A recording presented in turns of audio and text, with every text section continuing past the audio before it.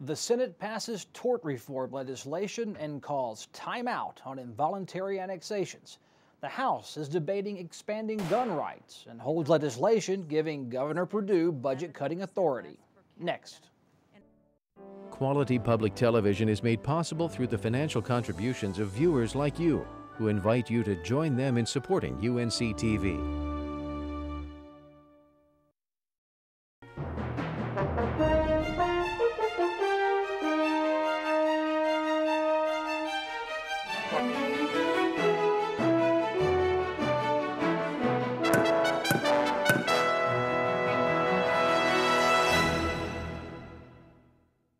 Hello again, I'm Kelly McCullen. The state Senate passed its version of tort reform this week.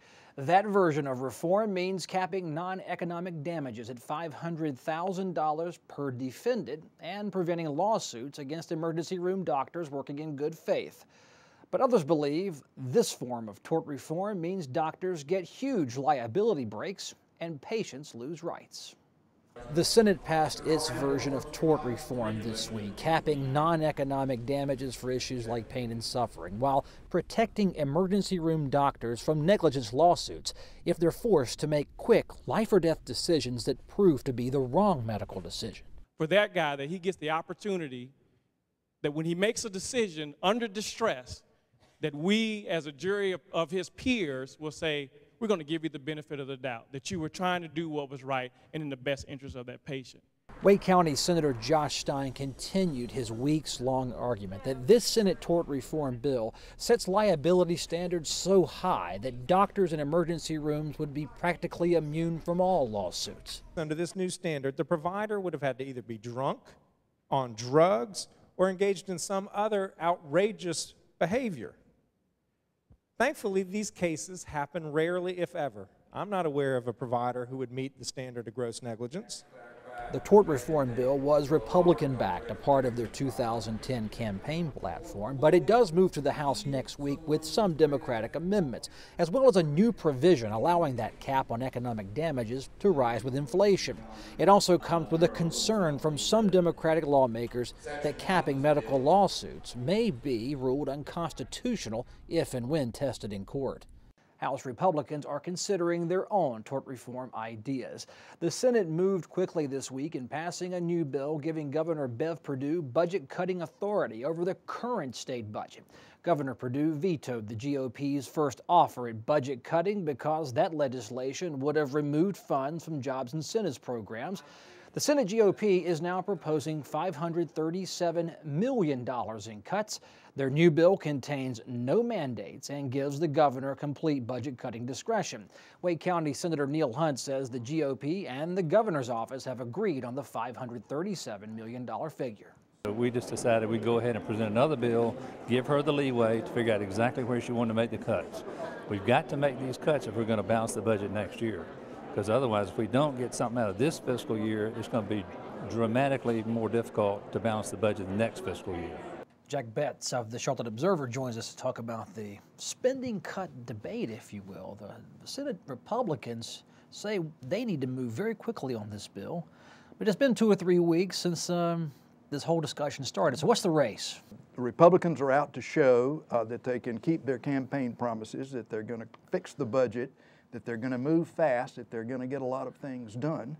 The governor is digging in her heels. She is trying to make the point that she is going to defend the things that need defending. She has made the point that she is going to try to keep all the teachers and teacher aides in the classroom and on the payroll. But what we are seeing here is a kind of political dance, you know, where there's some interest among Republicans in showing up the governor. The governor's not going to have any part of it, so she vetoed the first savings bill that Republicans passed. What we're seeing here is, I think, a predictable debate among a legislative branch that for the first time since Noah was in 2nd grade, you know, Republicans are running the place and they're determined to do a good job of it, as they define it, and Perdue is determined not to be run over and to show voters that she can stand up for the things that are important. I say voters have someone whispering in their left ear, then on their right ear. this is the right path, this is the wrong path. Which path is the right or wrong path? The Republican idea to slow down spending now, to stop some spending in advance of the end of the fiscal year, well in advance of the development of a new budget bill, was a responsible idea. I thought it was a good idea, and Perdue did too. You know, she said, give me authority that I need to cut these $400 million. The legislature wanted her to do another $140 million on top of that and directed where it should come from. Perdue is also trying to replace some of those hundreds of thousands of lost jobs, and she did not want the money to come from incentives funds or the Golden Leaf Foundation, which has a lot to do with attracting some local business. And although it would, the first bill would not have cleaned those funds out entirely, she felt that was a symbolic thing that would have discouraged businesses from coming here. So now Republicans are saying, okay, you didn't want to take the money from those funds, find that same amount of money, or almost that same amount of money, from other funds. Oh, by the way, don't take it from the judicial branch and don't take it from the legislative branch. Do you expect the House to move as quickly as the Senate did? The longer they wait, the less difference it makes. The end of the fiscal year is not till June 30th, but the hope of legislative leaders is to get a budget in about another 6 weeks. So the House needs to move fast if it's going to make this a relevant thing. Jack, appreciate the insight. You bet. The Senate passed legislation to eliminate most standardized state testing in public schools. This is a House bill, actually. It says state education officials could only use the smallest scientific sampling of students if they must hold tests to make academic comparisons of public schools. While this bill carries broad bipartisan support, some say ending standardized tests could violate a court order that North Carolina tracks students' achievement. We have what's known in the schools as, and in the public as, test mania in North Carolina. We are test crazy, and we've got little robots running around that know how to bubble in tests and think on a small, narrow body of knowledge that they're teaching. And of course they're teaching to the test because everybody's going to be comparing them to what they did on the test. Why wouldn't we, as legislators and as citizens, want to have the most objective data to know whether or not the children are receiving the constitutional right of a sound and basic education? I think that we should have the most objective measure that we can have. U.S. history, civics and economics, algebra 2, and physical science standardized testing would pretty much end beginning next school year. House legislation could require community colleges and universities to report when students who hold educational visas quit attending class. Colleges would notify U.S. Immigration and Customs Enforcement, the group known as ICE, when legal alien students miss 10 consecutive days of class. The law would also apply to private colleges and universities. The Senate approved higher fines for school zone speeding this week. The fine would jump from $25 to $250. All other school zone speeding laws would remain untouched. This bill sits in the House. A new motorcycle safety bill aims to protect motorcycle riders from other vehicles. The House-passed bill would create a misdemeanor charge for drivers whose bad driving runs a motorcycle off the road or forces it to change lanes. Fines for that would run $200. $500 fines and charges would apply if your bad driving caused a motorcyclist to crash. Senator Don East proposes a ban on traffic light camera systems. His bill would make it illegal to operate red light cameras and create misdemeanor charges should violators choose not to remove them. Cameras would then be seized by the state. The East bill would become law this December 1st. There's a push on to offer electric car owners a break on state vehicle regulations. It's Senate Bill 194. It would let solo electric car drivers use those HOV lanes during rush hour and exempt the vehicles from emissions testing. There are some rules. The electric vehicle must need charging from external power sources, be street legal, and need to have been purchased since October 2010. The House is scheduled to debate repealing the land transfer tax option this coming Monday night. State law allows county governments to hold unlimited referenda on instituting a tax on real estate transactions. Voters in nearly 24 counties have rejected this proposed tax. The House legislation would halt county governments from placing the matter on future ballots. A bill that will call time out on involuntary annexations cleared the Senate this week. Supporters say annexation laws are outdated and need some updating.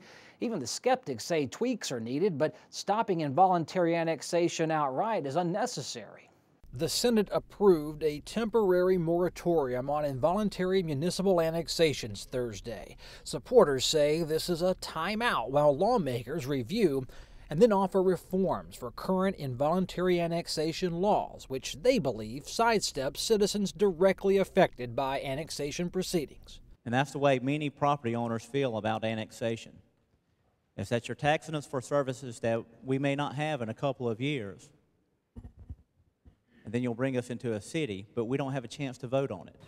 The moratorium bill is carrying bipartisan support as it leaves the Senate, but some lawmakers say the 52-year-old involuntary annexation laws have shaped North Carolina's growth in a financially positive way for towns and cities. North Carolina cities are basically healthy and generally not a burden on the state as they are in many other states. One reason that we have healthy cities in North Carolina is because our cities have the ability to grow and develop in an orderly manner. But those wanting that involuntary annexation timeout say it's the current laws that are reflecting in old North Carolina. The annexation bill, which was forced annexation, which was passed in 1959 for various reasons, has not been adjusted to take in account of what's happened in those years. Involuntary annexation moratorium bills have earned this level of legislative approval in past sessions, passing one chamber. It's earning passage in both the House and the Senate that has proved over-challenging.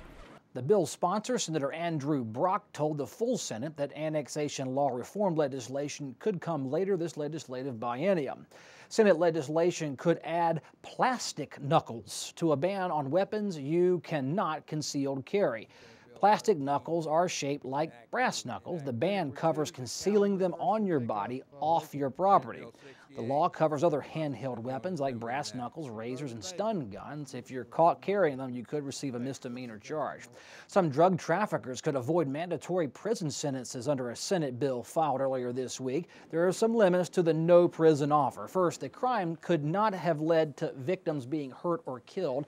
The person who got caught must have no other felony drug trafficking convictions, did not use a weapon, played a minimal role in the drug ring, and was trafficking dope under another drug dealer.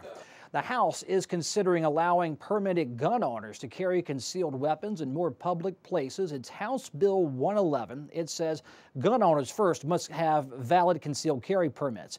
If so, they could bring their firearm inside restaurants and onto public park grounds. We need to realize that the guys that are law-abiding citizens, to go through the effort to get a concealed carry permit, to follow all the rules, learn how to use the weapon, know how to take care of the family, they're not the problem. The problem is the guys that aren't going to follow the rules. They don't care what laws you guys pass or what we pass, and they're just out there to do what they're going to do. The House Judiciary Committee continues deliberation next week. Another gun rights bill is on the table to protect drivers who carry their firearms inside their vehicles and go to work. Drivers must keep that firearm locked completely out of sight, and employers could not prevent them from possessing the weapon if it's stored properly.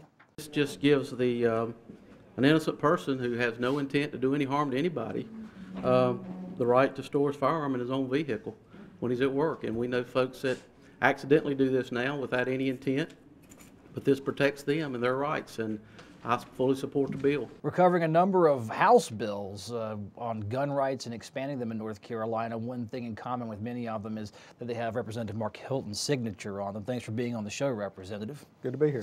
How do you interpret gun laws currently on the books treating law-abiding gun owners in North Carolina? I believe we're a center-right state. If you look at our gun laws versus the rest of the nation, we're to the left, so we need to bring our laws up to where the rest of the country is more center-right on gun issues. These bills we're seeing where you propose allowing folks to bring guns and or firearms concealed into restaurants, parks, if you're carrying the permits. Is that an appropriate balance, or do you lay a bill out there like that that gets a lot of headline attention and then compromise back to that center-right position that you were talking about? I think there's a lot of people have a misconception of guns. A lot of times when they hear guns, they automatically think of bad people. Most people that are law-abiding citizens who have guns, they're very responsible with those guns. And I believe that when given the rights to carry in these areas, they'll do it responsibly. It's one thing to be in a minority position and say we need this bill, but now the Republican Party, which runs on gun rights many times, can now pass some of this legislation provided the governor signs it. Now that they can do this, are you getting true support for this, or are you still fighting an uphill battle with some of these bills you filed? Well, it's going to be a fight, but I think the membership, the body, I've spoken with most of them, and they support this legislation. I think, there might be some compromise on it, but and we might take it more, to the compromise side. But I think for the most part, this legislation will pass. What makes a person a responsible gun owner? Well, we have instant background checks, national instant background, the NICS, and they have to comply with the laws. If certain instances where if there's domestic violence or they have a felon, that disqualifies them, or some kind of mental illness. So we're pretty strict on who can have a firearm, and these are good laws that we need to continue with. I think we have protections there and defense there for those who really don't need to carry. If folks seeing this, getting their first exposure to this legislation, are they going to look at this and say the gun laws are too tight in North Carolina and this is a natural move by you to relax those laws to free up the Second Amendment? Or is the world just going all to heck and we just need more guns to protect ourselves from the bad guys? Well, the police, they're doing a great job doing what they can to protect us, but they can't be all places at all time. So more and more people, want to defend themselves, and they're responsible in how they handle their guns, and I believe that they can carry in these areas and be responsible. And there's instances where I'm also a certified police officer, and there might be instances that I might be in a situation where I need help, and having someone who's experienced with a firearm might step in and help me that has a concealed carry. I would welcome that. Representative Hilton, thanks for being on the show. Thank you. Some House Republicans want murder charges for suspects whose crimes against pregnant women injure or kill their unborn. Supporters of a bill being called Ethan's Law says federal law protects the unborn child or fetus, but only in areas under federal jurisdiction in North Carolina. They say pregnant women are being targeted by people who, for some reason, don't want those women giving birth. But I can tell you that this law represents every victim of every mother and father who have simultaneously lost a daughter and a grandchild due to a murderer or a thug in our state. Ethan's Law proposes life without parole prison terms for people who kill the unborn. It exempts medical procedures that result in fetal death. The House unanimously approves measures relieving men of paying child support on children they did not father. A man would get 1 year from the time he learned he is not the father to file a court action. But men who have adopted a child or have previously acknowledged paternity knowing they are not the child's biological father could not seek relief. The court could settle matters using genetic testing.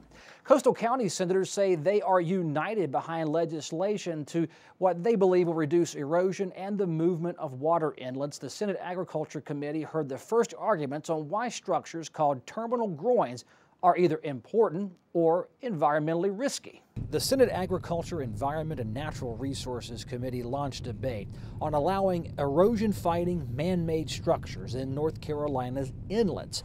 They are called terminal groins, and they affect how currents carry sand along the coastline, enough movement to shift entire water channels. Protecting our beaches and our coastline is very, very important to us that live on the coast. I would not introduce a bill that I felt like would hurt that in any way.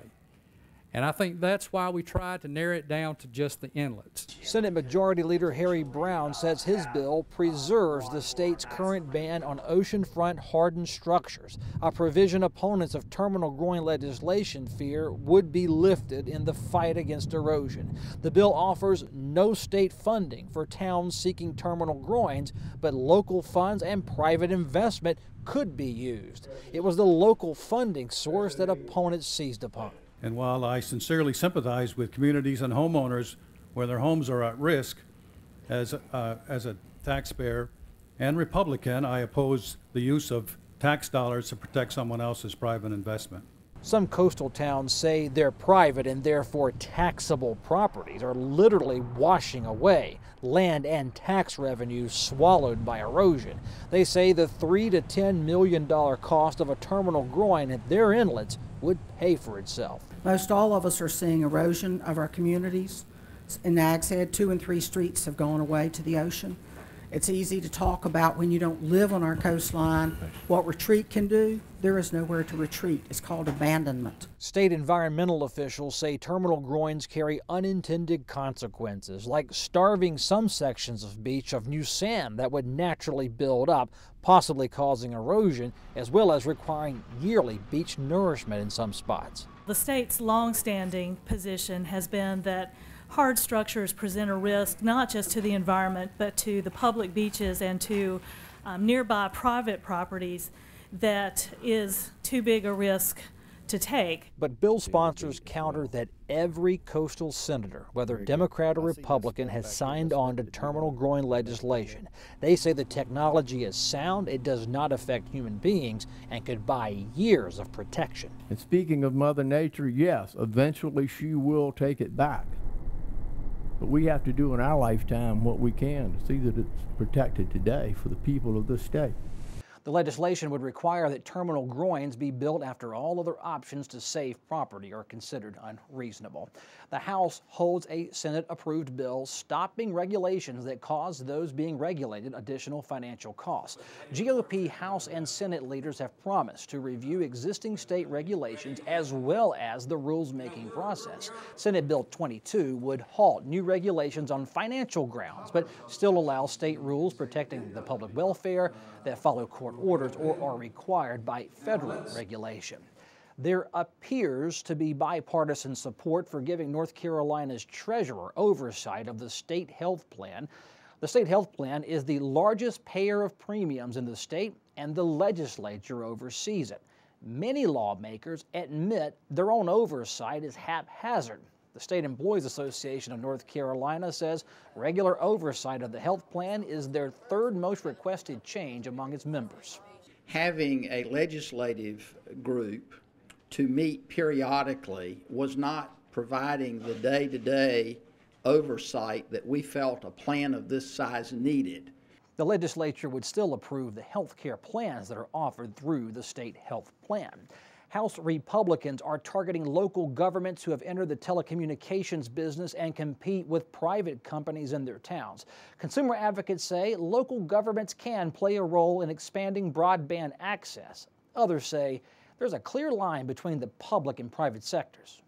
Some North Carolina municipal governments have opened up their own telecommunications businesses that offer broadband internet and cable TV access. These government-backed businesses sometimes compete with the private sector. I think the cities have overreached in this issue. I think there's services that need to be provided by the city and there's services that do not need to be provided by the city that are better for private industry.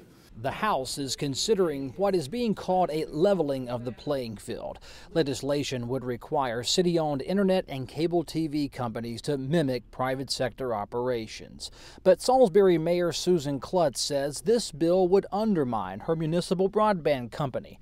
She says it was born out of necessity as internet service from the private sector was lacking. We asked the incumbents at that time, Time Warner and AT&T, if they would be willing to do this. We did not want to get into the broadband business. We asked them if they'd do it and to give us a time frame for that. They would not do that. House Bill 129 would prevent cities from subsidizing their telecom companies using revenue from other town utilities. City-owned telecoms would also be banned from subsidizing consumer rates and be forced to pay the equivalent of local taxes. In terms of cities wanting to do this in the future, they're actually not prohibited from doing that. They can. They just have to do it as a private industry. All sides admit there are questions surrounding getting broadband access into unserved areas, but cable TV groups say this bill does not have those answers. They say this legislation will target areas where local government has chosen to compete head-on against the private sector. The bill itself excludes going into unserved areas, so there's nothing in this bill that would apply to the extent that a city does seek to move out into an unserved areas. The House Finance Committee hears the bill next.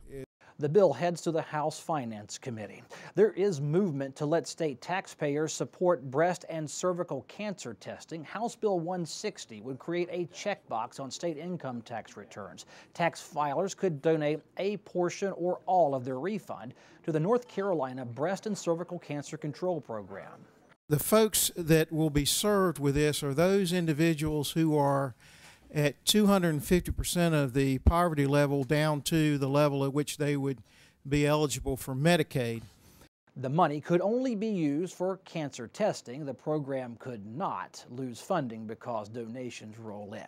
Well, when you surf the internet this weekend, find us on Facebook and make North Carolina Now Legislative Week in Review a friend of yours. Facebook.com/legweek. If you're on Twitter, look us up. Our Twitter handle is @NCNLegweek. And you can email us, legweek@unctv.org, and visit our website at unctv.org/legweek. That's our show for this week. Hope to see you next time.